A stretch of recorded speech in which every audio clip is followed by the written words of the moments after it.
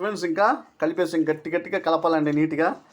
Okay, బాగా కలవాలి, లేకపోతే ఇన్ని రకాలు కదా అంత టేస్ట్ ఉండదు. బాగా కలపాలి, మీకు ఎంత ఓపిక ఉంటే అంత. లేకపోతే మిక్సీలో వేసుకున్నా పర్లేదు, ఈ మిశ్రమాన్ని మిక్సీలో వేసుకున్నా పర్లేదు, మీ ఇష్టం.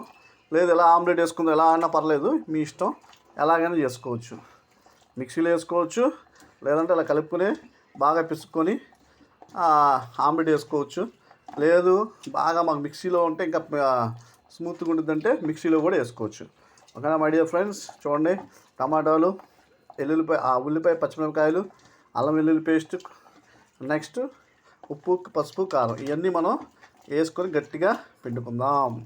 అలా పిండాలండి, గట్టిగా బాగా పిండాలి. లేదంటే మిక్సీలో వేసేసేయండి, ఈజీగా ఉంటుంది, ఇంకా మీకు బాగుంటుంది మిక్సీలో వేస్తే. నేను మామూలుగా వేసుకుందాం అనుకొని మిక్సీలో అవసరం లేదు. అంత టేస్ట్ ఎలా ఉంటుందో చూద్దాం. ఓకేనా, అందరూ లైక్, షేర్, సబ్స్క్రైబ్ చేయడం మర్చిపోకండి.